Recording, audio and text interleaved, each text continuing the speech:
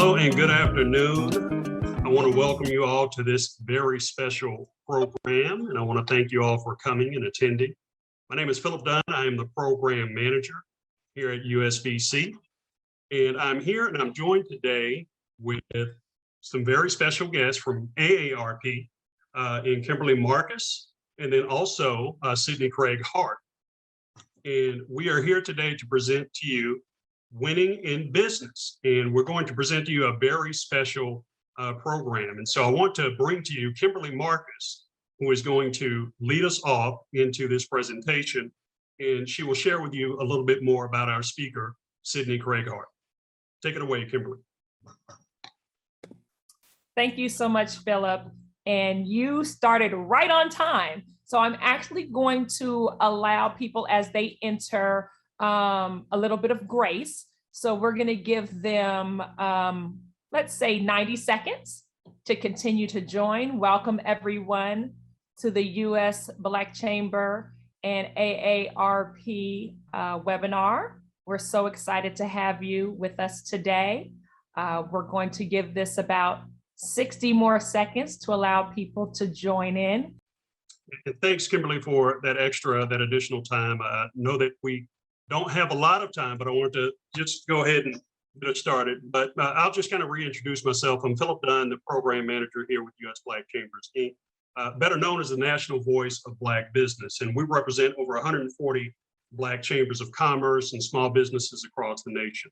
Now, we're founded on 5 pillars of service, including advocacy, access to capital, contracting, entrepreneurial training, and chamber development. Our mission is to provide committed visionary leadership and advocacy in the realization of economic empowerment. Now, as a result, we understand the challenges that are encountered in the face of the COVID-19 pandemic.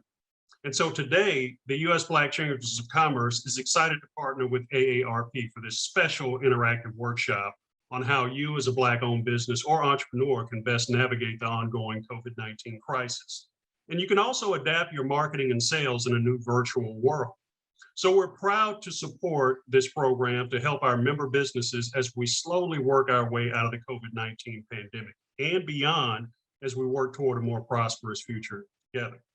So for more information about our organization, our membership details, and to join the Buy Black platform, which is our national directory and Black-owned certification program, please visit usblackchambers.org. Now, we want you all to pay very close attention to the information that will be presented today, and then make sure to ask as many questions as you need in the chat and the QA. Now, at USBC, we're looking forward to working and being a resource to you and to your businesses, and we wish you luck as you navigate throughout this journey. Now, I'd like to reintroduce our very special partner at AARP, which is Kimberly Marcus. And one of the things I want to try to do is just really kind of talk about her background a little bit, as best as I can remember. Kimberly is the Director of Supplier Diversity at AARP. She's responsible for redefining supplier diversity for this time-honored organization, and you'll learn more why here in a second. Kimberly brings to bear over 20 years of combined experience in both the corporate and nonprofit worlds. Now, prior to AARP, Kimberly was the presidential appointee for the U.S. Department of Commerce and served as Associate Director for the Office of Legislative Education and Intergovernmental Affairs at the Minority Business Development Agency. Now, one of her career high points, and this is just one, before her appointment was when she was the National African American Outreach Director for the Democratic National Committee. Now, in this high-profile role, Kimberly worked closely with the African American community to emphasize the importance of the African American vote, which is also very important to USBC. Kimberly also worked for another familiar entity, and you may be familiar with this, the Rainbow Push Coalition, where she served as the executive director of the Public Policy Institute's Government Relations Office, where she advocated on behalf of urban communities and minorities. Kimberly also considered this position, one of the positions as Director of Economic Development for the NAACP, to be an exciting turning point in her career because it gave her the chance to tackle issues of immediate relevance to equal opportunity, which are important to people of color. Now, Kimberly's no stranger to the world of minority-owned business, as she owned and operated a diversity consulting firm herself called KC Consulting. Now, Kimberly's a native of Oakland, California, so shout out to everyone who's tuning in from Oakland. Kimberly also holds a Bachelor of Arts degree in marketing from Clark Atlanta University. Now, she's a recipient of the Top 25 Women in Power Impacting Diversity Award, a Top 30 Champion of Diversity Award, and a 2020 Best of the Best Champion of Diversity Award. Now, it gets better than that, right? She's also a 2021 Top 25 Diversity Change Leader by Diversity Plus Magazine. She's also a Women of Leadership in Power Award by MEA Magazine Award recipient. And lastly, she's a 2021 Supplier Diversity Advocate of the Year by Disability. Now, one more thing, and this is probably the most important. Kimberly is happily married with a twin son and daughter, but she's here with us today to help set the tone for our workshop. And Kimberly, on behalf of USBC, on behalf of our president, Ron Busby, our board, and our staff, we thank you for your tireless service and commitment.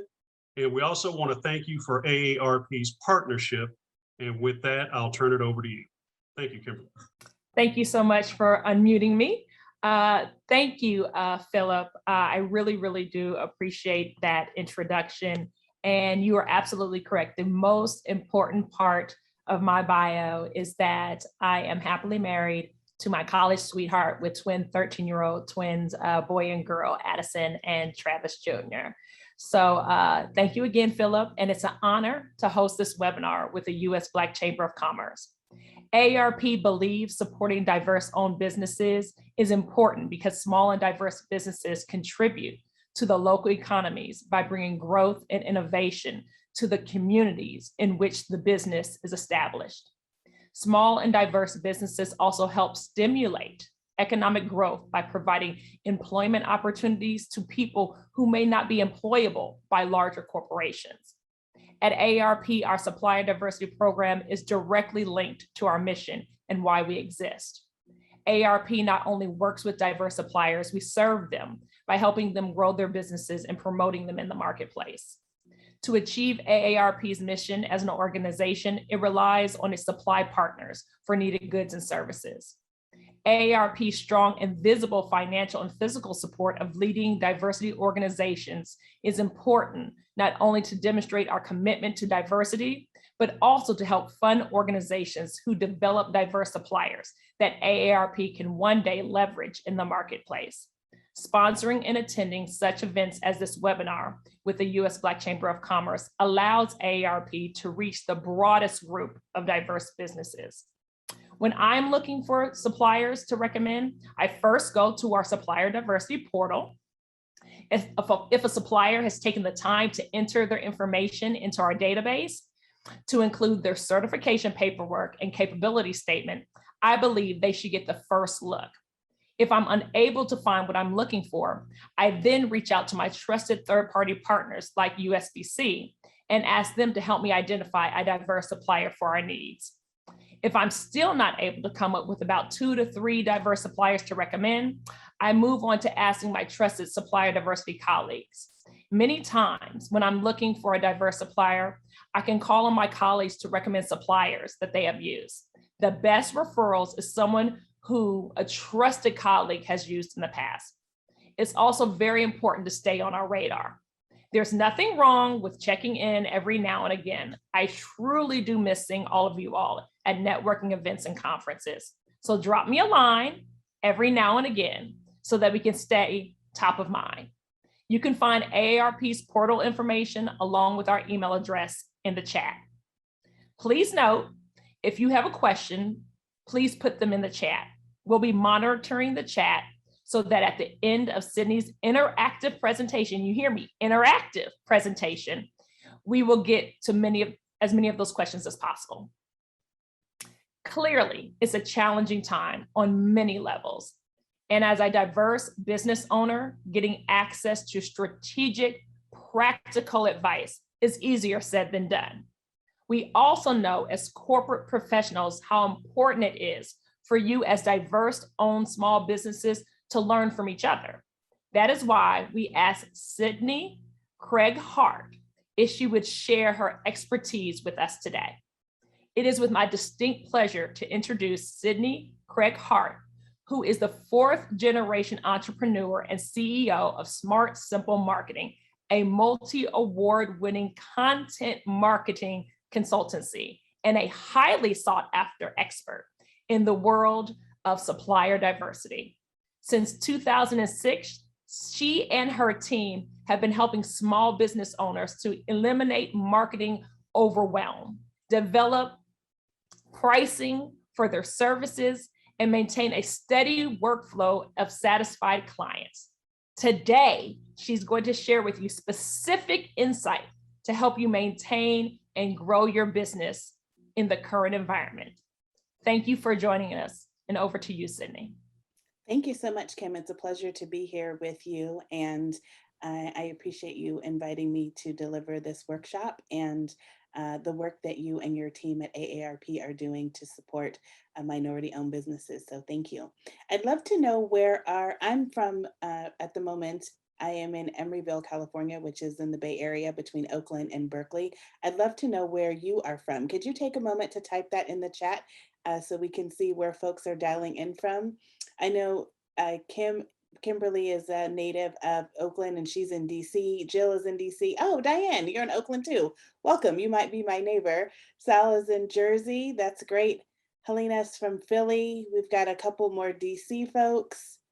Maryland, Washington, lots of DC area folks. Okay, my husband is from DC, so I'm very familiar with the area. Virginia, that's great. Charlotte, North Carolina. Oh, we've got some folks from the middle of the country, Illinois, very good. Welcome, Doris. Thank you so much for weighing in and sharing. San Diego, oh, some more California people, very good. Well, as Kim mentioned, thank you for introducing yourself, and feel free to continue posting that in the chat. My name is Sydni Craig-Hart. I'm the CEO and co-founder of Smart Simple Marketing. We have been in business since 2006, and as Kim mentioned, I am a fourth generation entrepreneur. And because of that experience of growing up in an entrepreneurial family, I have seen very personally and very close up the impact that having a successful small business can have on a family, on a community, on creating generational wealth, etc. And so I am very deeply committed to empowering, especially minority-owned and women-owned businesses to succeed and meet the goals that matter to them. So we will be discussing a number of strategies today that you can take away and implement immediately. And I really want you to, as you listen to and participate in this session today, be thinking about what you are going to do with the information that you learn. We did not put this together for you for this to be an intellectual exercise. You've taken your time to be here. You're clearly interested in this topic. And so make a commitment to yourself and your business now that what you learn and the insights you gain in this session, you are going to take action on as soon as possible. So let's go ahead and dig into our content.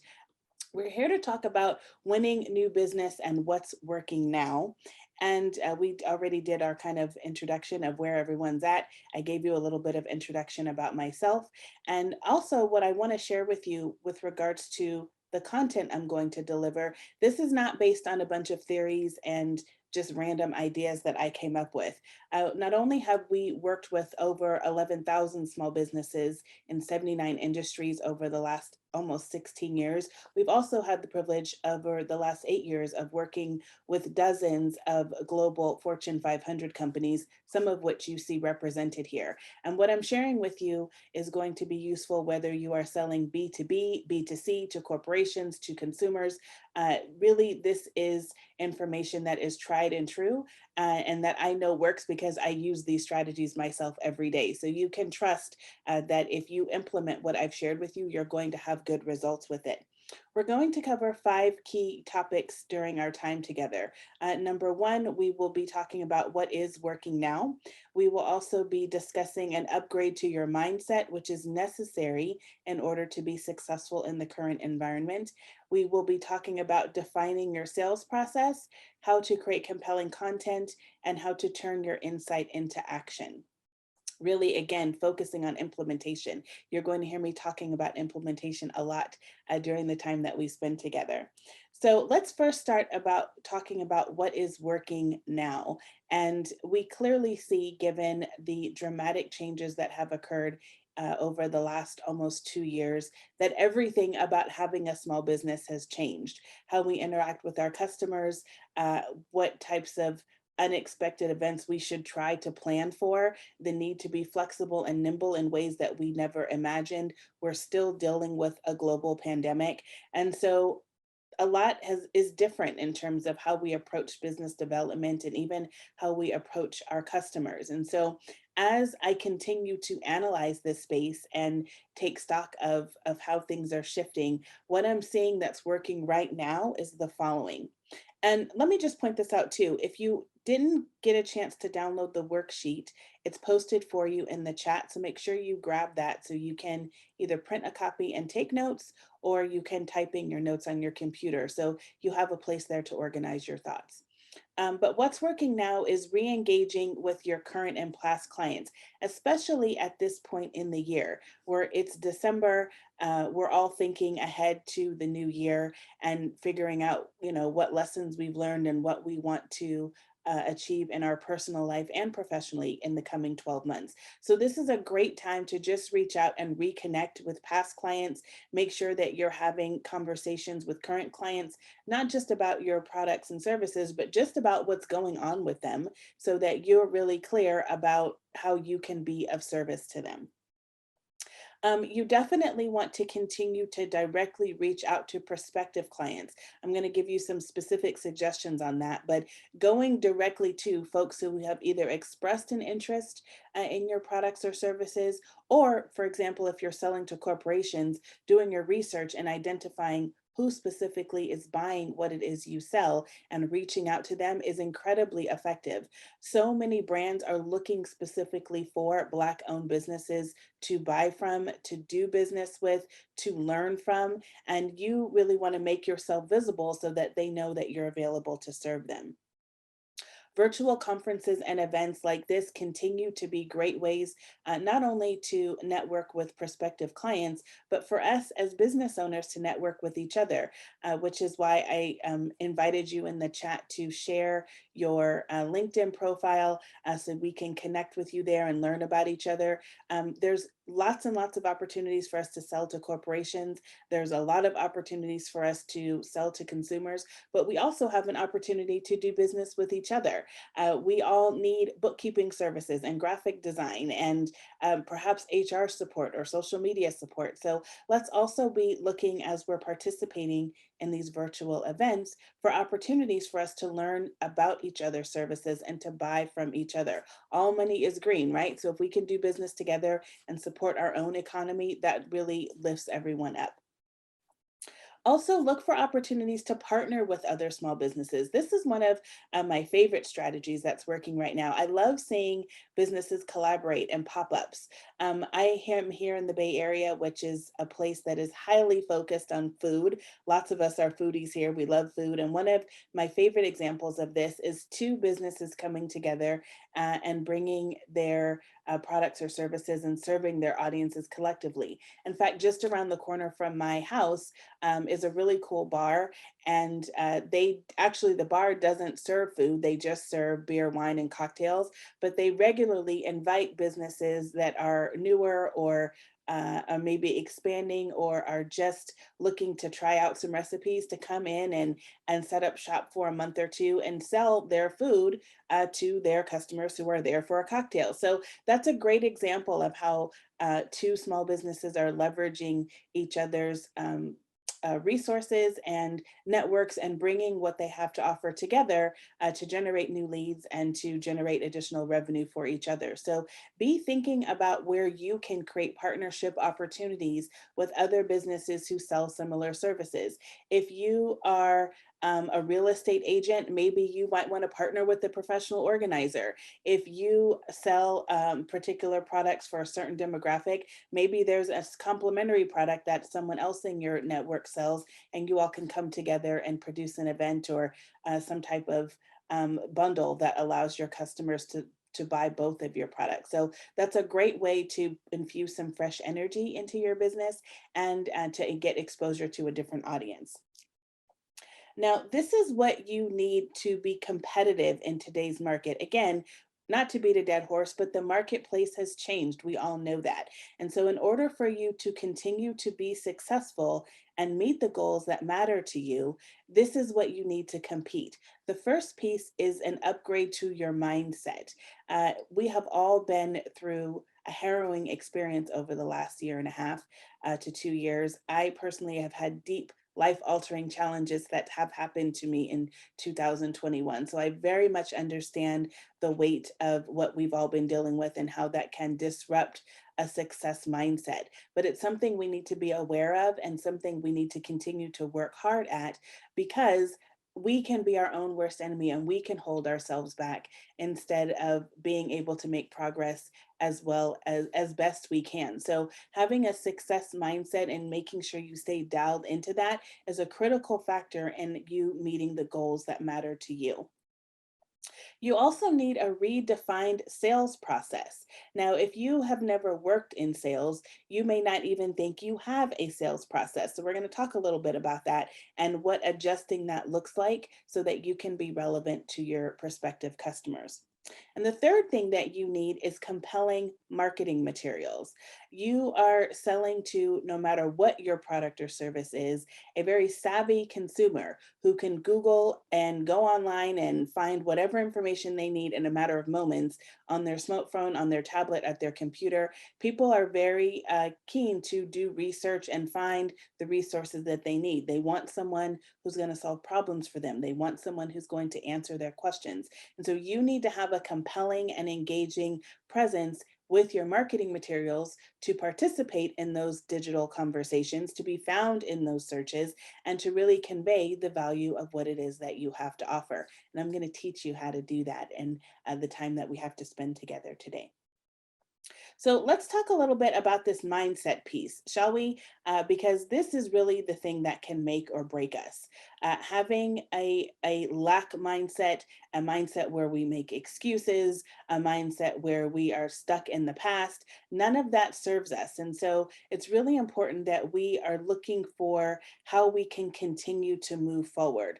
Things in the world are completely different than they were this time 2 years ago. We're not going backwards. This is not, I'm not going to call this the new normal, but it is the new reality. So you'll have to let go of the past and really embrace where you are. Update your expectations. Be aware of the fact that things can change on a dime. You have probably not made your last pivot. You're probably going to have to pivot again. You're going to continue to have to be nimble and agile and flexible. And if you just open your mind to that and just accept that that's where we are, you are going to have less resistance in doing what you need to do as the business owner. And that will allow you to focus on opportunity, to focus on abundance, and to focus on what you need to do to grow your business. When I was growing up in my family, we weren't allowed to say the word can't. My grandmother always would remind us if she ever heard one of us say that, she'd say, take can't out of your vocabulary. We don't use that word in this family. And so I literally grew up not being allowed to say can't. And I want to pass that forward to you. Don't focus on what you can't do. Focus on what you can do. The more you focus on making progress, the more you focus on looking around your obstacles, the more you keep reaching out for support and looking for resources, the more you will be able to step forward and take the action you need to take consistently. So this is where we are, where all of us are facing situations that we would probably rather not be in, but it is what it is. So we have to embrace where we're at and just own the situation that we're in and look for what we can do, especially as it relates to growing our business, scaling, and developing new opportunities. Now, speaking of that, when you connect with a prospective customer, whether you are selling to a corporation, to another small business, to a consumer, sometimes we get in our mind, we're so focused on what it is we want to do for this person or this entity that we are a bit unrealistic in our expectations of what we expect to come out of that first interaction. At that first touch point, be it a conversation, be it the person finds you online, even if a person is referred to you, you are not likely to walk away from that exchange with that person saying, yes, I want to be a new customer and here's my payment. Now, there's a few businesses that are here. I know we have a business that someone sells hair accessories. We have someone who sells promotional products. There's a couple of exceptions to this, but for the most part, it takes multiple touch points, even 10 to 15 touch points to build a meaningful relationship, to build that trust, to build that credibility for the person to really understand what the value is of what it is you're offering, and then for them to feel comfortable to move forward and make that commitment to investing in your product or service. So understand that and set that expectation for yourself before you go into these interactions. Then you don't set yourself up for disappointment. You don't have kind of pushy, desperate energy in these conversations, but you're really understanding that that first interaction, that's great. I've connected with someone who possibly is interested in what I do. Let me learn about them. Let me get to know them and let me build this relationship so that I can be of service to them if it's a fit. And when you come with that energy, the person receiving that interaction really appreciates that. And it creates this kind of open two-way dialogue that can lead to meaningful and profitable relationships. So we as the business owner really need to have proper expectations. So when you're communicating with your audience, you want to show up as someone who is confident, confident in what you have to offer, confident in the value of what you have to deliver. You're engaging, you're easy to talk to, you listen more than you talk. You have something relevant to share that's interesting. Your messaging is clear. You're not confusing the person you're speaking to. You're generous with sharing your knowledge, perhaps sharing introductions, etc. And you're also very well prepared. Focusing on how you show up, how you are thinking about your business, how you are thinking about growing your business is honestly the best and most important part of your foundation as a business owner. You cannot grow and scale and meet your goals if you don't embrace these concepts and these mindsets that I've discussed. So think about where you're at, think about where you might need to adjust. We all have adjustments that need to be made. So I'm certainly not here sharing this with you like I have this down and I'm perfect, because I am not. I'm working on these things too, like you, every single day. But the more we focus on it, then the more successful we can be. Now let's talk about your sales process. I have a quick question for you. I'm going to ask you via a poll. So let me ask you this. How many of you actually have a documented sales process? You should see the poll pop up on your screen now and have a chance to answer that.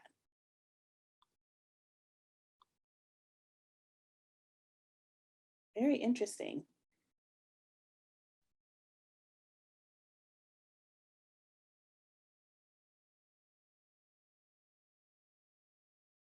I'll give about 15 more seconds for you to answer the question. Do you have a documented sales process? And what this means is, do you have the steps written down for how a person goes from just a lead to being a paid customer?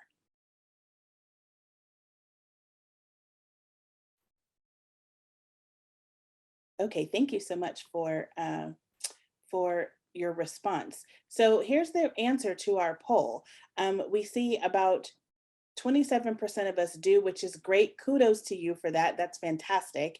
And 73% of us, that's an opportunity for improvement for us, right? So if we don't have a documented sales process, we're likely missing out on opportunities. We're likely spending more time on our marketing and business development than we need to. And we are wasting time and resources that we don't have to waste. So let's talk about what it looks like to have a defined sales process. And I'm going to take a pause real quick. Kim, did you have a question or something to add?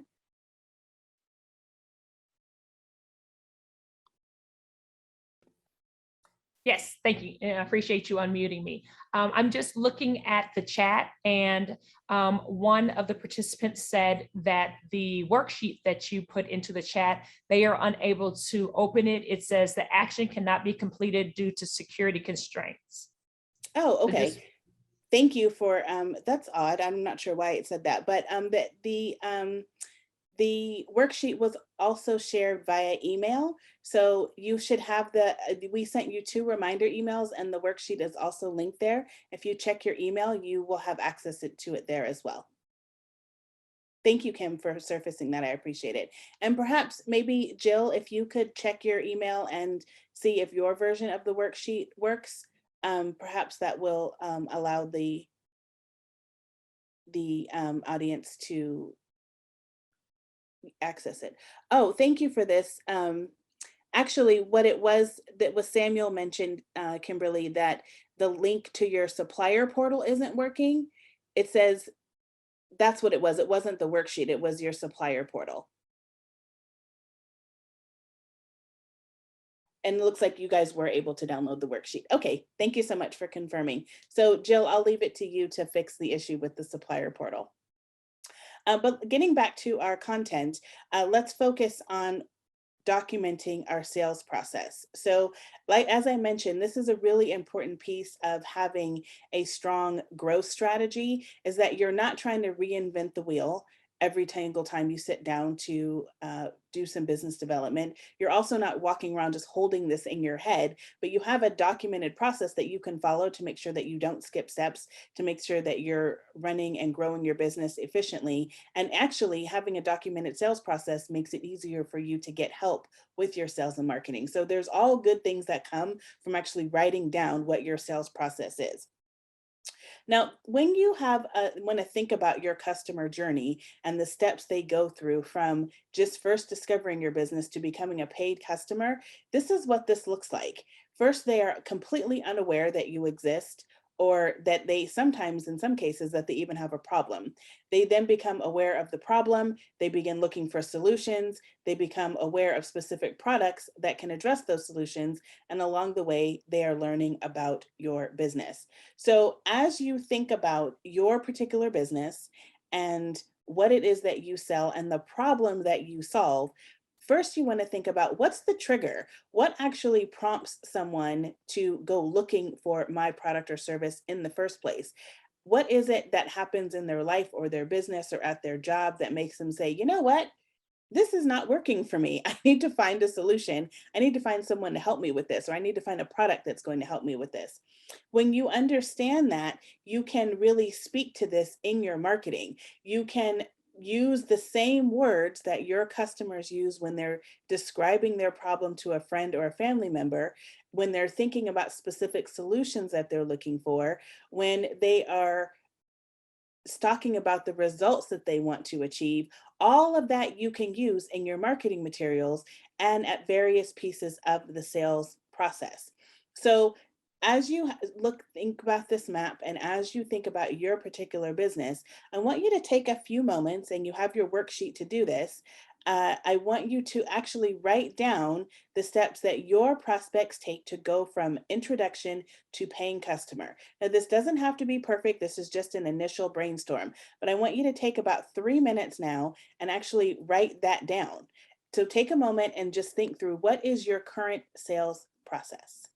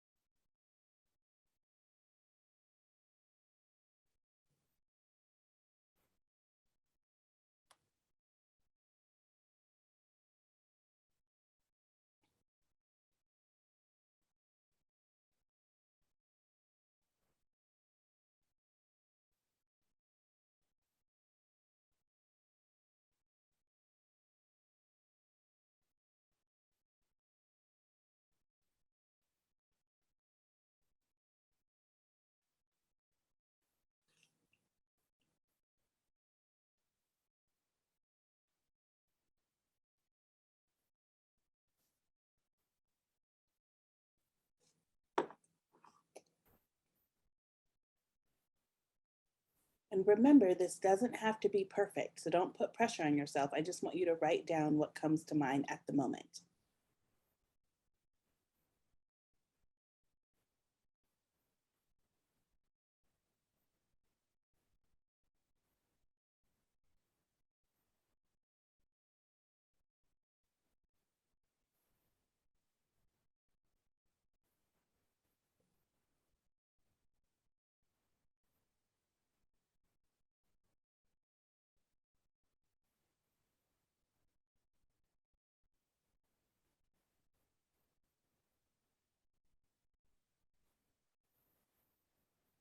I have about 30 seconds. What is your current sales process?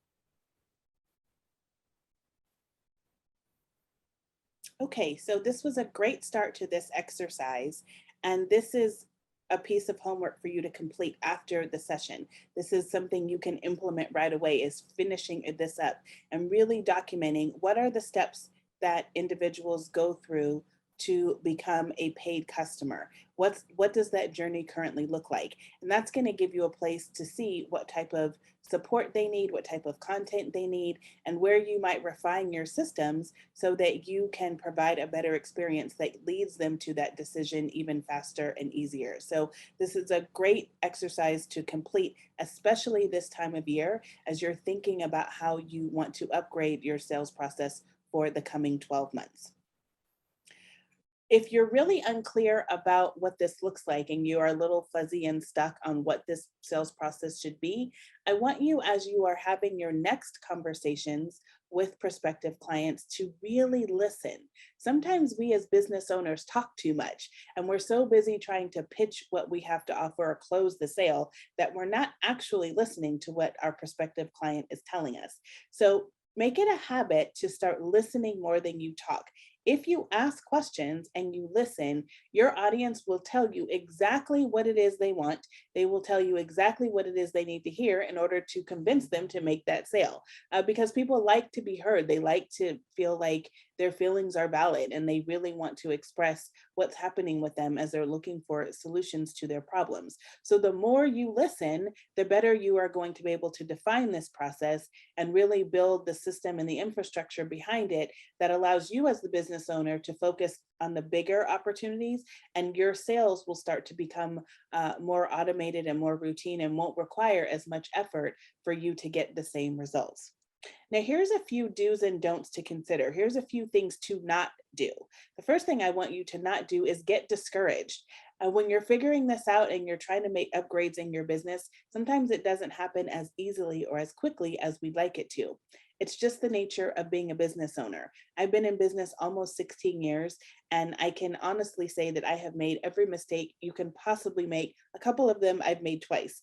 And one of the things I've learned along the way is to not be attached to the path or the journey of what I'm trying to do, but to be emotionally connected to the result. So don't make assumptions about your customers. Don't be arrogant and think you know exactly what they need. Start listening and really get that clarity, and be emotionally attached to following through on your goals, not necessarily to the path that you'll take to get there, because in most cases, the path that we take isn't exactly what we intended it to be, and we learn a lot along the way as we're doing and as we're implementing.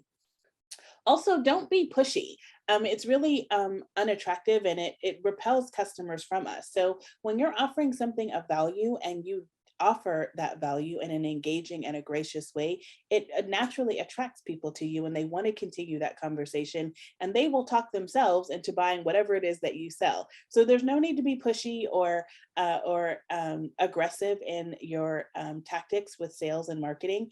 Just look for ways to add value and look for ways to help people, and that's going to get you a lot better results. A few things you should do is to focus on consistency. Consistency trumps everything. So whatever you are doing to grow your business that's working well, you should do that consistently. If one thing that you do, if you really take a step back and think about it, and it's like, you know what, the majority of my clients come from this one marketing tactic that I use, or maybe you have a couple of referral sources that constantly feed you leads. Focus on doing what's working and doing it consistently. I would much rather see you doing one, maybe two things to market your business and doing those well and doing that consistently, than trying to do 16 different things and you're pulling your hair out and not doing well at any of them because you're overwhelmed. So focus on simplicity and consistency. When you do that, you can develop a system for staying visible and staying top of mind. And remember, your customers will need those 10 to 15 touch points to build that trust, to build that credibility, to really feel like, okay, this is the right solution for me. So as you're continuing to look for ways to add value, you're doing this in a friendly and a professional way, but you're doing so consistently and in a systematized way so that your customers can have a great experience at every touch point that they enjoy with you. Now let's talk about effectively communicating your brand, because that's a huge part of the sales process, right? And I just want to ask real quick, so far, is what we shared been helpful? If this is helpful, share that with me in the chat. And what have you taken away from this so far? So I want to get a little feedback from you. But let's talk a little bit about this effectively communicating our brand value, because this is a really important piece of being effective at sales. People have to see the value of your brand. They have to see the value of your product or services. So how do we do that? Well, the first thing we want to do is not confuse our customers. If we confuse them, they are going to automatically say no to what we have to say. So have you ever met someone perhaps at a networking event and you're meeting them, hey, I'm Sydney, what's your name? And of course, one of the questions that comes up is, oh, what is it that you do? Or what kind of business do you have? And the person goes into this long tangent with lots of big words and jargon and this lengthy explanation, and you get lost in what they're saying. And then you think, I have no idea what this person does. Has that ever happened to you? That's happened to me plenty of times. And the reason why is because the person's message wasn't clear. They confused me. And so my brain automatically shut off. And instead of me thinking about if I need their service or if I could refer them to someone or how we might be able to collaborate in some way, I'm just turned off because I just don't understand what they just said. So we want to make sure that we are not confusing our customers. And one of the easiest ways to think about how to communicate your brand value is to use what I have coined the CRISP method. And CRISP stands for clear, relevant, insightful, specific, and prepared. So I'm going to walk you through each element of this framework and explain to you how to use this as you are communicating your own brand. So take a look at the images that you see on the right-hand side of the screen. We have one image at the top and one image at the bottom. Which image looks more attractive to you? Like, which one would you want to go step in and kind of wiggle your toes around in? The top image or the bottom image? The top. Yes, exactly. Nobody is trying to go stick their feet in that bottom image. And the reason why I'm showing you those images is because you want to have that same visual in mind when you are thinking about how to communicate about your business. Is your message clear? Is it succinct? Is it specific to what it is that you offer and what it is that you sell? If you do what I just mentioned in that example a few moments ago, and you go off on tangents and you use lots of words and you use lots of acronyms, when you're either verbally communicating about your business, when you're writing content for your social media profiles or for your website or for your blog or whatever it is that you're doing for content, when you're speaking at a conference, when you're buying advertising, if you aren't clear, your audience feels like your message looks like that bottom picture and they don't want to stick their toes in. They don't want to try to explore it. They don't want to learn more. It's repelling to them because they don't understand it. So C in the CRISP method is all about being clear. Use less words, use simpler language, do not use acronyms. I know in marketing, we have a ton of acronyms. I could rattle off 15 acronyms for you right now. And if I was talking to another marketer, they would know exactly what I was talking about. If I'm talking to a person, another small business owner who owns, a personal training business, they don't know about all my acronyms and they don't care. They just want to know, can you help me get more customers? That's all they care about. So we need to, as business owners, speak clearly, speak succinctly, and speak very specifically to how it is that we help make a difference in our customers' lives. The R is for relevancy. What can you do now? And relevancy is really critical in the CRISP method because sometimes our clients hire us for one thing and they don't realize that there's all these other things we can help them with, right? And this is especially true if you're selling to corporations. And we have a responsibility as business owners to consistently remind our clients and our prospects of all of the different ways that we can be of service to them. It's not their job to remember that. It's our job to continually show up and be relevant. And there are different ways that we can serve our clients, right? I know at Smart Simple Marketing, we have a whole suite of products and services that address different pain points in different situations. And, you know, certain things get us in the door with certain clients versus something else that gets us in the door with a different client. So we're always constantly talking about in our marketing communications, these are the problems we solve, and this is the experience we have in solving those problems. So how does that apply to you? What specific problems do you solve for your customer? It's not about the product or service you sell. It's all about what problem they are trying to resolve with that product or service. And you establishing that credibility that says, I'm certified to do this. I've been doing this for 20 years. I have won multiple awards in doing this. I'm an industry sought after expert for doing this. What experience do you have that is relevant to their particular situation? Making sure that you communicate that in your marketing is really powerful. The I is for insight. Now, remember I've said a few times in our discussion so far that we want to be gracious, we want to be professional and friendly and not pushy. We don't want people to feel like they're being sold to when we're speaking to them. We want them just to feel like they're having an enjoyable conversation. So how can you add insight to a conversation? What can you share about industry trends or new opportunities that your prospect may not realize? How can you turn a conversation into a teaching moment so they walk away feeling like, well, I'm really glad I met him. You know, he shared something with me that I didn't know. And as I'm thinking about this potential purchase I want to make, that was really helpful. I'm so glad that he shared that with me. That's how you want to communicate. You want to provide insight and make sure that even before the person spends $1 with you, that you are adding value to them. The next letter in the framework is S for specific. What specific results can you generate? Do you help people lose weight? Do you help people live a healthier lifestyle? Do you help them save time, save money, make more money, save effort? All of those things are what your client is actually buying. When we take our credit card out or we use Venmo or Zelle or whatever it is we use, we're willing to do that because there's something very specific we want in return. So you need to, in your marketing communications, as you're communicating your value throughout the sales process, you need to be showing what specific results you can help your clients to create. And the next piece is for P, prepared. Do your research. You really need to understand who your target audience is, what they're struggling with, what language they use, what their pain points are, why they have the mindsets that they have. And there's no excuse to not do this because we have every tool available at our fingertips in order to be able to gain that knowledge. So you have to be proactive about doing that and infusing those pieces of insight that you gain into your communications and into your sales process.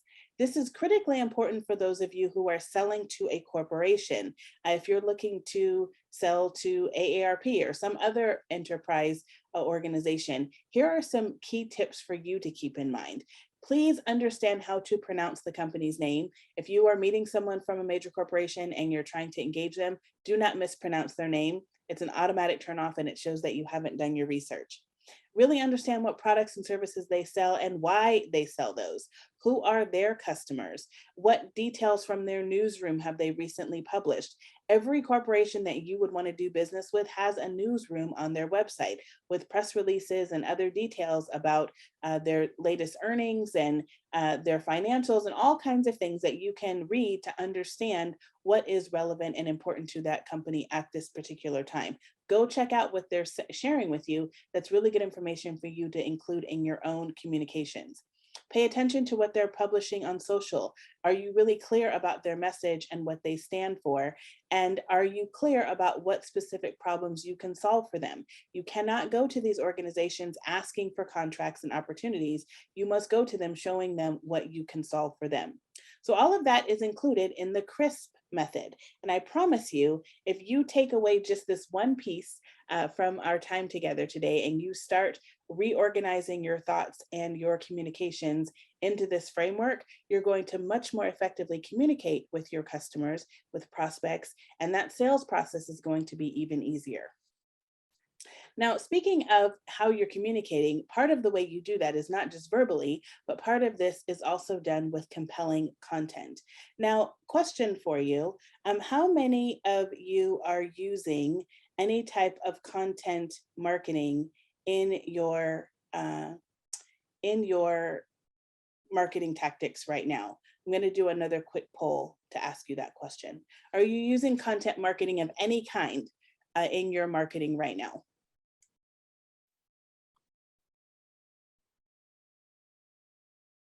Ooh, these answers are coming in quick. I love it. Wow, this is so interesting. We've got about half of you that have answered, so I'm going to give another few seconds for you to respond. Are you currently using any form of content marketing in your business development? I'll give it another 10 seconds or so. Just click the yes or no.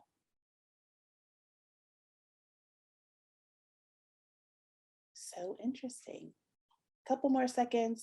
I've got 5 of you that haven't responded. I'm giving y'all a second to get on in there. Click yes or no. Are you using any form of content marketing? Okay, very interesting. So here's the results of our poll. It's literally half and half. Isn't that interesting? Half of you are using content marketing and half of you are not.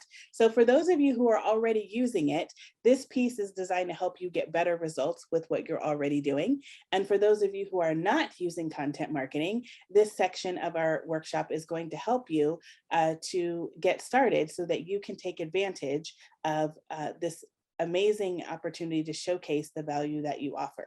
So for those of you who aren't familiar with the definition of content marketing, my friends at the Content Marketing Institute have prepared this definition. It is a strategic marketing approach focused on creating and distributing valuable, relevant, and consistent content to attract and retain a clearly defined audience and ultimately drive profitable customer action. So isn't that what we want? We want to be strategic. We want to deliver content that's valuable, that's relevant. We want to do so consistently, and we want to create content that moves our customer to buy from us. That's what this is all about. Now, the latest research, and this is hot off the press, this is the 2022 report that was just published in October by the Content Marketing Institute. This is the type of content marketing that has been most successful over the last 12 months. Virtual events, webinars, and courses. Not unsurprising given the global pandemic and the restrictions we've had on meeting together. Research reports, short articles, ebooks and white papers and case studies. Those are the top 5 types of content that are best for B2B businesses. Now, if you're a B2C business, if you're selling to consumers, this doesn't let you off the hook. Actually, the results are pretty similar, but we're going to focus on B2B because when I looked at the survey results from your registration for this workshop, the majority of you were B2B. So that's why I wanted to share this with you. So if you were to think about how I am going to continue to communicate with my audience, these top 5 would be where it's at. Are you holding your own virtual events or webinars? Are you conducting research? Even short polls on LinkedIn, that's research. You can do that and then share the results with your audience. That's insight that they gain from you, and it keeps you visible and shows that you're in the know and top of mind.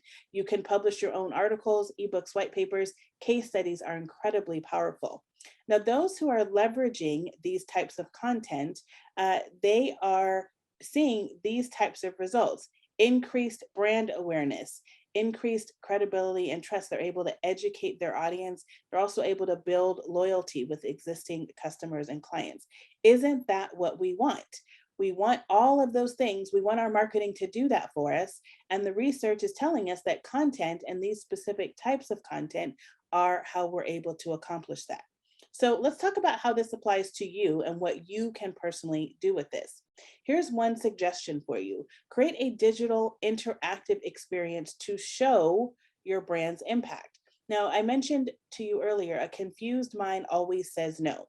So if you have trouble speaking verbally what it is that you do and explaining it to what you do, create an experience online where people can see what you do. Now, this is a friend of mine. Her name is Allison Wynn. She owns an event company and she is on the East Coast as well.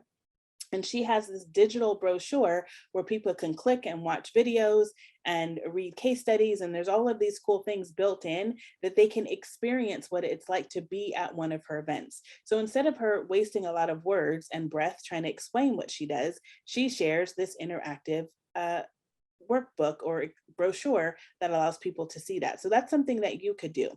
Case studies are so powerful. We use case studies extensively because of the power of storytelling. We are all conditioned as children to listen to and appreciate stories. We learn that from a very young age. And so you can use the power of storytelling and explain how you took your client from problem to solution and the results that they achieved, because that's really what prospects want to see and understand. They want to feel the story, they want to feel the experience, they want to understand what working with you actually feels like and what it looks like. So developing case studies is incredibly powerful. And remember, that was one of those top 5 tactics that work for effective content marketing. Another piece that is really useful, especially if you're selling to corporations, is what I call a company snapshot. Now, if you are familiar with the supplier diversity space, you're probably familiar with having a capabilities deck or a capability statement that kind of has your NACE codes and a bunch of other information. When I talk about a company snapshot, this is really specifically focused on the benefits of your solutions. So it's a 1-page, maybe front and back document that concisely, specifically, and in a highly compelling way shows statistics about the work that you've done and the benefits that your clients get from you. This is a great kind of takeaway or leave behind for prospective clients. Even you can have this if you have a brick and mortar. You can have a little snapshot, a pile of those at your cash register people can take away. But you have to be able to visually show people the impact of what it is that you do. So, and all of this is rooted in success stories that you have created as a result of the work that you've done. So we're going to take a moment and do another exercise to give you a chance to work on this in real time. What I'd like you to do is take a few moments and actually catalog your success stories. So again, this doesn't have to be exhaustive, but I know you have social proof. I know you have projects that have been successful. You have clients who have given you testimonials and feedback. I want you just to make a list of successful projects and success stories that you can turn into various pieces of content marketing. So I'm going to give you a few minutes to work on that now.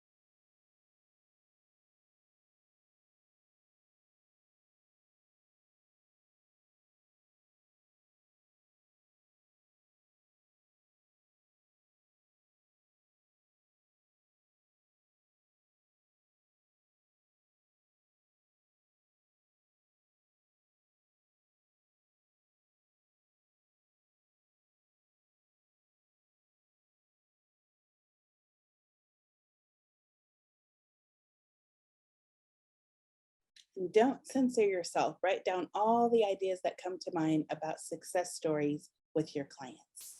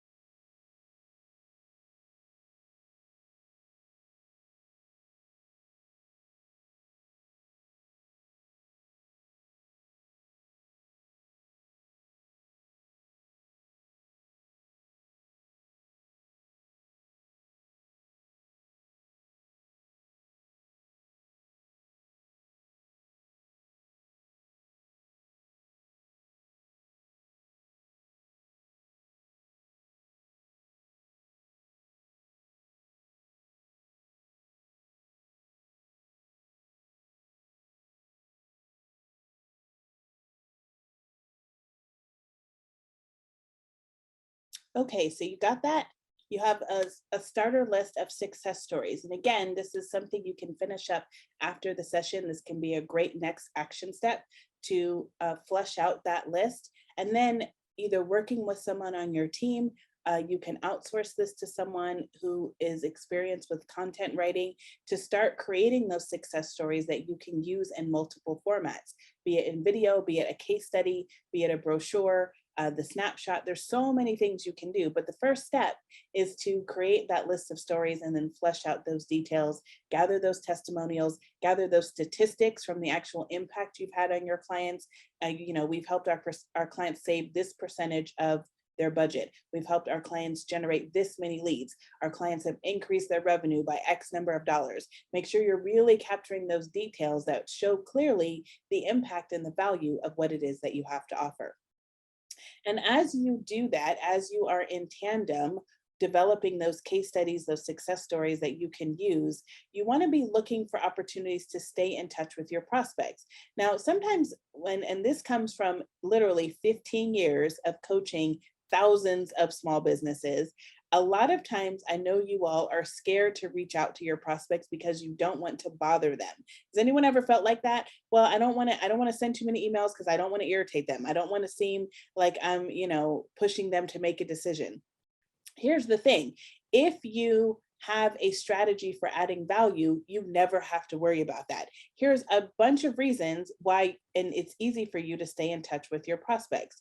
You can share a new case study. That's not asking for them for anything. That's actually educating them, not just on your product or service, but likely on something related to your industry that they don't even know about. So case studies are really powerful and a great way to just reach out and say, hey, we just published this case study. I thought you'd enjoy reading it. I wanted to send you a copy. I hope you enjoy. I'll talk to you soon. Not asking for a thing. Send them an article that you wrote. Forward them an article that somebody else wrote that you thought would be interesting to them.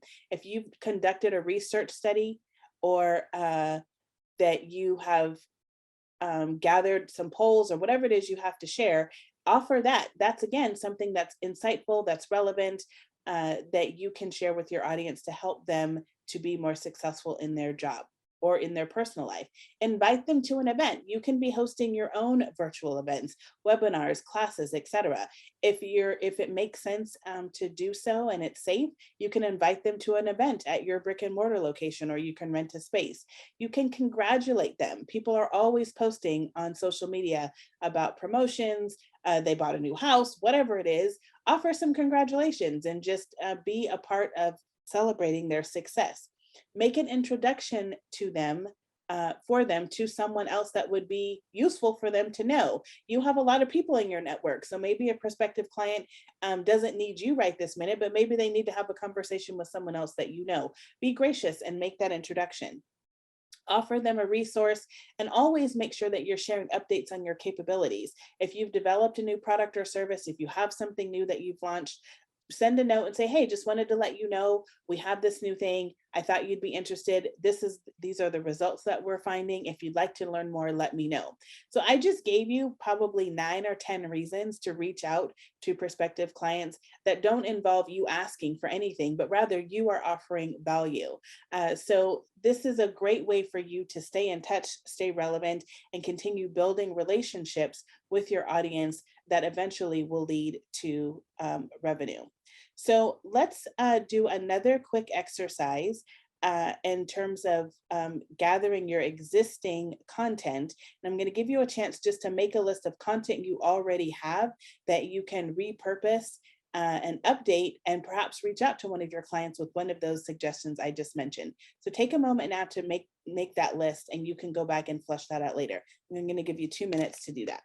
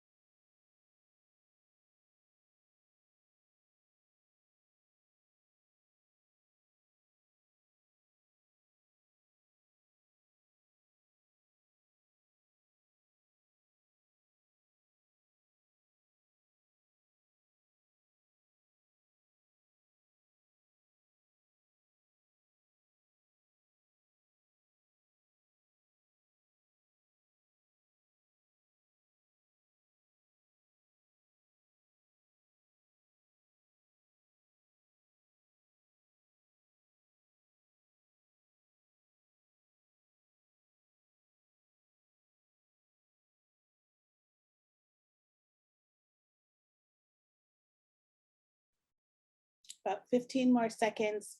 Just jot down that list of existing content you have that you can update and use to stay in touch with your audience. And I do want to acknowledge, Kisa, that we see your question and we will be answering that in the Q&A momentarily. So thank you for posting that. And if you have a question, feel free to post that in the chat. Okay, so you have your list, right? You're ready to go, and you can flush that out when we're done with our session here. So again, this is implementable insight, right? Finishing up this list of content. What can you update? How can you infuse some new energy into your messaging? And where can you insert this content into your sales process by reaching out with one of those strategies that I mentioned, just to reconnect and re-engage with your audience. So we're going to wrap up our time together before we get into the Q&A to talk about insight into action. You heard me say at the beginning of our session, we did not create this for you for it to be an intellectual exercise. So we want you to do something with this. When you click leave meeting from this Zoom session, I want you to be thinking about immediately, what action are you going to take today? The sooner you put into practice what you have learned, the sooner you will get results from it. So don't overthink this. Don't make excuses. Don't put your notes to the side. Start doing, start taking action. That's how you learn, and that's how you get results. I want to also encourage you to follow up persistently with your audience.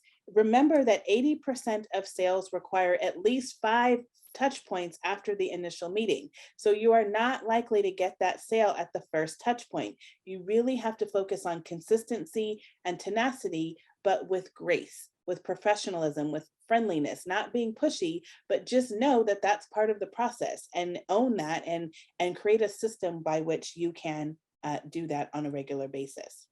If you do this, you will create endless opportunities for your business. I know that because I've done it.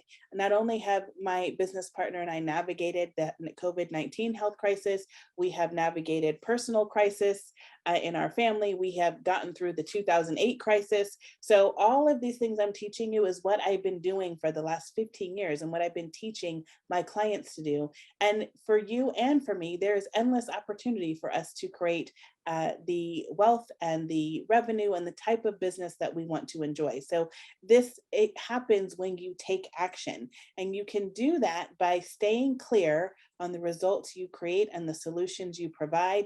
Keep doing your research and making sure that you're investing that energy to understand who is buying what you sell and why.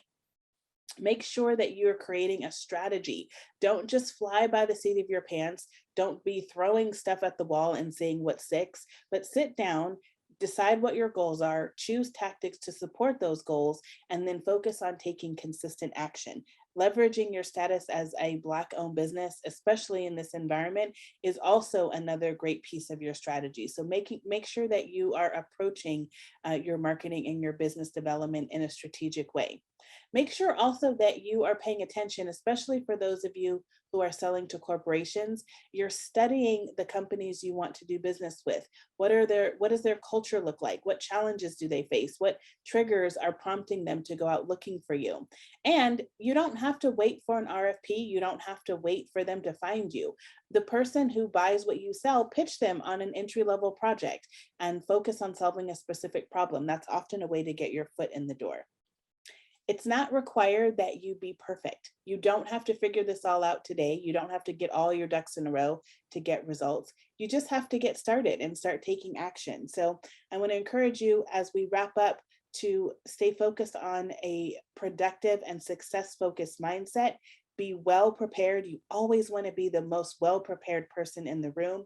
Let your goals motivate you to be consistent, and look at how you can be remarkable, be memorable, and be a person that whenever you're interacting with prospects or clients, they always feel like it was time well spent. So with that, I am going to turn it over to Kim so she can moderate our Q&A. We'll wrap up with a couple of last points, and then we will make sure we get you out of here right on time so we respect your schedule for the day. So Kim, I am going to turn it over to you to lead us through the Q&A. Thank you so much, Sydney. How lucky are we No, seriously, you all, how lucky are we? This was a phenomenal, phenomenal interactive. How many interactive webinars do you have, right?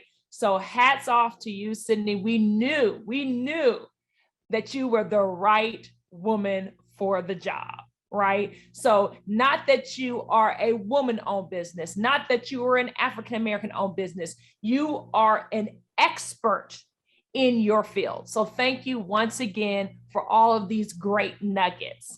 And I'm going to get to the questions in the chat. Please do go ahead and put them into the chat. One thing that I did want to hone in on is one of the things you said at the end was that you can come to corporations, like you said, and it doesn't have to be for an ask, right? There are things that you all can provide to corporations that we don't even know that we need. That's number one. And number two, you don't always have to look for the RFP, like you said, and also the low-hanging fruit. So the low-hanging fruit for AARP is that we have 50 state offices. So you may not get a mega contract at our national office in DC, but you may get a smaller sole source, direct source contract at one of our 50 state offices. Once you're in the pipeline and you do good work, trust me, we will be back with you to give you a bigger piece of the pie. So once again, thank you so much. And I'm going to go right into the questions. If there are questions of Philip, if there are questions of me, and also questions for Sydney, please go ahead and put them in the chat.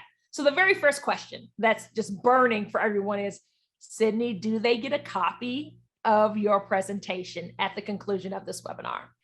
We do have the recording of the session available. I don't share my slides. I'm super honest about that. I never do, but we will be happy to share with you a replay of this record of the session, and you're welcome to watch it and gather your notes again. Wonderful. Thank you. Next question. What do you recommend as best practices on how many times to touch the customer during a week? So that's a great question. And people ask me that all the time. And the answer is, this is a typical marketing answer, it depends. What it depends on is what value you're offering. The number of times you reach out does not matter. It's why you're reaching out. I have a newsletter that I get in my inbox every single day. This one business that I follow, she literally sends, it's a short, maybe 3-part newsletter. I get it every single day. There is a marketing association that I follow. I get a newsletter from them every single day. I don't mind hearing from them every day because everything they share is valuable. If you're not offering me value, I don't want to hear from you every day. So it's not about the number of times in the week. There's no magic number. What I really want you to do is think about what we discussed in terms of your messaging, the value you can offer, why are you reaching out, and what is it that you have to share, and then map that out so you can be consistent. And that's going to vary from person to person, but focus on the quality and how you are empowering your audience. Now, that said, of course, I did tell you, you need 10 to 15 touch points in order to typically close a sale. So you've got to keep that in the back of your mind too, but there's no magical number of the number of times per week that you reach out. Really focus on what you can do consistently and what you're offering that is valuable.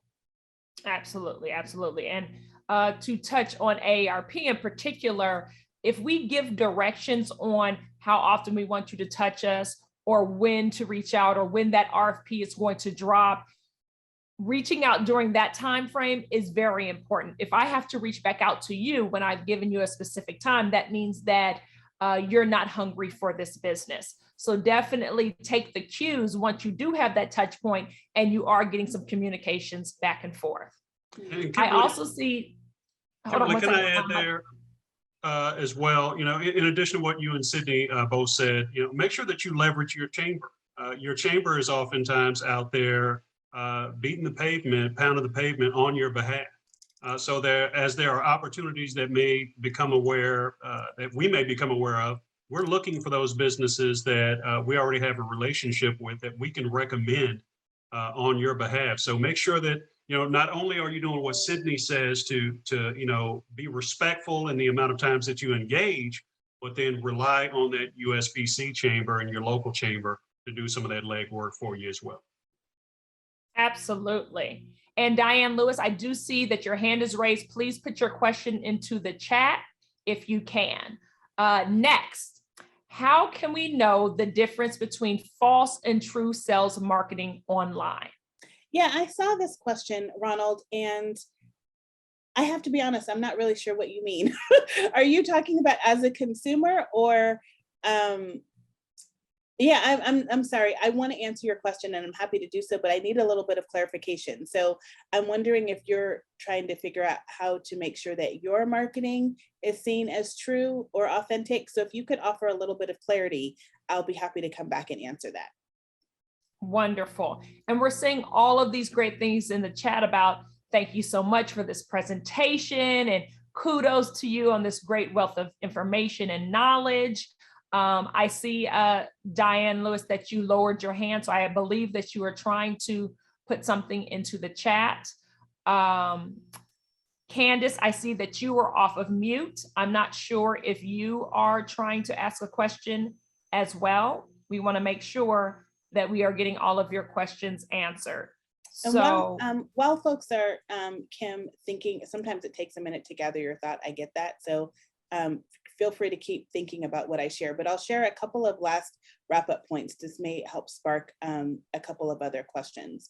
So these are the things I want you to take away from our session today. Really focus on connection with your community. I don't think we do that enough, especially in the Black community. We could do a much better job of lifting each other up, of supporting each other, of buying from one another, opening doors from one another. So let's each of us take that on as an action step, that what can I do to give to the community? The more you give, the more you will receive in return. So I just think that's really important for us as Black-owned businesses. I also want to remind you to redefine your sales process. The world has changed and you have to change with it. So make sure that you're not holding on to an old mindset, you're not getting stuck in lack and fear and excuses, etc. But where can you make adjustments to really meet your audience where they are and adjust to the current reality? Also, you want to make sure that your messaging is focused on what is relevant to your clients, not the way you think about your products and services, but the way your clients think about your products and services. And again, if you have questions about this, post them so I can answer them for you. So keep those 3 points in mind. And then the last 2 points are making sure that you are investing in high quality content marketing.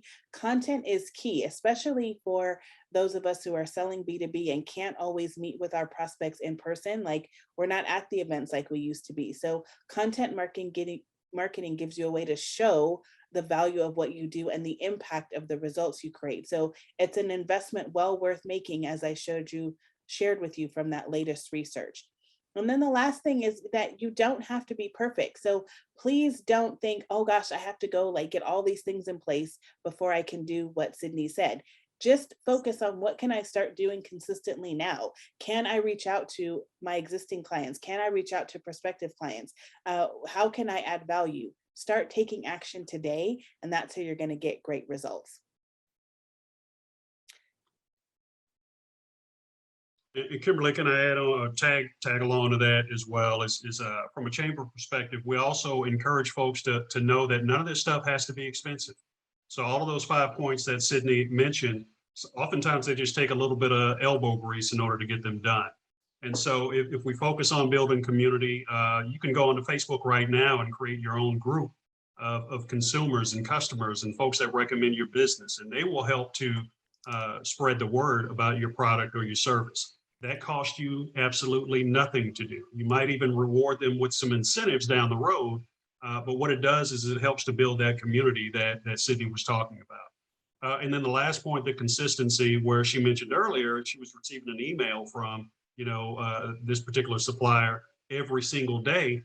It does not hurt to be repetitive in your messaging, because when it comes time to recall who does that particular service or who has this particular product, I may just recall that one email that I got on this particular day that I got the second time or the third time, and I'm able to now go back to that particular business. So know that it doesn't have to be expensive, and then, really drill down on building a community, and then know that, doesn't hurt to be repetitive as well. I see here in the chat, Kimberly, that Diane sent me a private message. So I'm just going to go ahead and ask her question out loud. She says, Wonderful. what would you suggest a startup working on certifications focus on? The learning curve is steep. Diane, are you talking about diversity certifications, like as a minority-owned business or a woman-owned business? Okay, good. Okay, so first of all, my honest opinion is you trying to do your own certification is not a good use of your time. I highly suggest you just get a consultant for you to do that. I tried to do my certification myself, and for 2 years I didn't get it done. I hired a consultant and it was done in 30 days. So if you're trying to get certified, it's well worth the investment just to have someone handle the paperwork, walk you through it, and you'll get to your certifications and you'll be fine. Now, what I will say about your certifications is that your certification, sometimes people think, oh, when I get certified, there's like, I find some yellow brick road and I walk down the road and there's trees with contracts on them. And I just pull contracts off the trees and I'm just, I'm going to have as much money as I want. It doesn't work that way. So you need to think about how you're going to use your certification strategically. It is a tool in your toolbox. It is not a magic bullet to cash. You are not guaranteed a contract because you are Black owned or minority owned or whatever owned you are. So it's part of your marketing strategy. It can open doors for networking opportunities. It can open doors for matchmaking. It gives you access to great market research because now you can get access to companies and find out who's who and learn about the infrastructure, et cetera. So you've got to think about how you're going to use your certification and what success looks like for you. So that would be my suggestion, those two pieces. I would say, number one, get somebody to do the certifications for you. And number two, while that person's working on your certification, you be working on your marketing strategy about what your goals are, what success looks like for you, who are the specific companies you want to do business with, why do you want to do business with those companies, what products do you offer and what solutions do you offer that solve specific problems for them. You start mapping out your strategy, and once you get that certification to open those doors, you can get in and start using the different elements of being a certified business to your advantage. Well said, Sydney. Absolutely. I'm so glad that you really did touch on the point of just because you have a certification, contracts are not going to fall from the heavens above, right?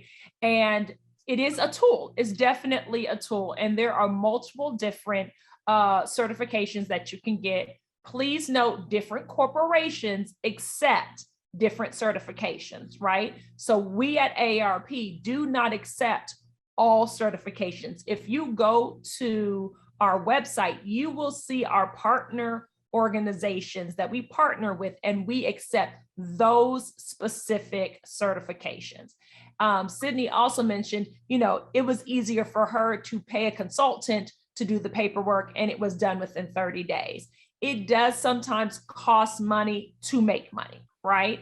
And so while it is definitely obtainable to do yourself, or give it to someone on your team to do, there are people who do specialize in getting certifications for companies. Now, also understand, once you get one certification, there are organizations that can fast track you to get the other certifications once you have one already done. So keep that in mind. I would also suggest that get every certification that works for you. And what I mean by that, if you're a woman, if you're a minority, if you're part of the LGBT community, if you are disabled, look into all of those certifications, because companies are trying to meet goals, right? So let's say, for an example, they have met their minority goal, but they're trying to meet their LGBT goal. If you're also LGBT, then they check that bucket when they are looking for that type of a supplier. Or if you're a woman and they are trying to reach their women goals, that can check that box as well. So I would recommend that you get as many certifications as you possibly can. Perfect response, Kimberly. Yes, thank you so much. And it's a perfect lead into the USBC's Buy Black certification, which is a certification program for Black-owned businesses or businesses that are 51% owned by Black Americans. And we started this certification this year. And in addition to what Kimberly said, yes, you do want to make sure that you get every certification that works for you and your business. Not every corporation accepts or honors or recognizes every certification. But in this particular instance, there are, as Kimberly mentioned, there are corporations that are looking to do business with minority-owned businesses, and they're going a level deeper, and they want to do business with Black-owned businesses. And so what our organization does is we certify those businesses in order to have them available to those corporations. One example of a corporation that we use, not a competitor to AARP, is the PGA. And the PGA came to us and they said, hey, we want to leverage your new certification program. We want to leverage your new directory at buyblack.us. And so we're able to provide them with a number of businesses that they can now look at to source potential opportunities. We also have other corporations that are looking at using our certification as well. So we're working hard on your behalf to make sure that we try to create opportunities that work for your businesses now and then work for you better in the future. So I just wanted to add that in there, Kimberly. Make sure that everyone goes out and visits buyblack.us, register your business at our directory, and then also apply for that certification. It's going to take you a little bit of time to do it, but it's certainly worth it. Well, thank you, Philip. And we have exactly 2 minutes left to wrap up this webinar. I just want to note that Valerie Brown put in the chat that she added her business name to the bottom of her picture because she saw that Sydney did that. And so always looking to market yourself. So with that, I am going to let Sydney do any final comments, and then I will close this out. Thank you so much, Kimberly, for inviting me to deliver this workshop. I enjoyed connecting with you as always, and the audience. It's a pleasure to have you with us as well, Philip. Thank you very much. And I see we have a couple of questions left in the chat. So I can stay on a couple more minutes and answer those just because I want to make sure that you guys get answers. But please, please, please go implement. Like we gave you this time to think through the action steps. You've taken notes. You have this worksheet. Go do something with it. That is how you are going to get results. So I really encourage you to take action on that today. I posted my LinkedIn profile in the chat. If you'd like to stay in touch with me there, feel free to connect. And I'll go ahead and answer these last two questions real quick. Diane says, is it smart to hire a sales marketing rep with skill sets I don't have? Yes, is the short answer. So we want to talk about that more offline, Diane. You can connect with me on LinkedIn, but the answer is yes. And then let's see. Samuel says, as a STEM-oriented training. You know, Samuel, that's a great question. I have to look it up, but there's an organization that I'm familiar with that specifically supports small businesses in developing and like exporting their products and services. I can't remember the name of it off the top of my head, but I posted on LinkedIn about this workshop today. Go to my LinkedIn and put that question there. I will find that answer and I will post it there so everyone else can see it too. I just can't think of the name, but there is an organization actually specifically that can help you with that. And I'll be happy to pass that forward to you. And with that, we're at time. So Kimberly or Philip, if you have anything else to share, I'll turn it back to you and then we can go ahead and close it out. Thank you, Philip. I'm going to ask that Kimberly, yes, I'm going to ask that Kimberly take the last word, but with the USBC, we definitely appreciate all of you for registering and attending today. I want to thank the great Sydni Craig-Hart for delivering a very compelling webinar, very interactive and engaging. And our members, I know that you all will appreciate it. Kimberly, I'm going to ask that you take us home. We definitely appreciate your partnership at AARP and your continued support. Thank you. Absolutely. Thank you. So on behalf of AARP and the U.S. Black Chamber of Commerce, we were very excited to bring the brilliant, the phenomenal Sydni Craig-Hart to you all today. Please don't let this be the first and the last time you hear and attend webinars, conferences, speaking engagements with Sydni. She is an expert in this field. We are thankful that this is the second webinar we have been able to do with Sydni. We know we will continue to work with her in 2022 and make sure that you leave not only with the nuggets that she left you with, but also partnering with other suppliers that are on this webinar. It is better to have 49% of business than 0% of business. So sometimes it is better to partner than try to get it all yourself, right? There is enough work, there is enough contracts for all of us. And at AARP, we are intentional in working with diverse owned businesses to include African-American owned businesses. You must be 51% owned and operated by an African-American person to fall into that category, and you must be certified. So once again, on behalf of AARP, we will continue to be intentional in making sure that we infuse our supplier pipeline with fabulous, diverse African-American owned businesses. Thank you so much for tuning in and look forward to the recording. Have a great rest of your evening. Bye-bye.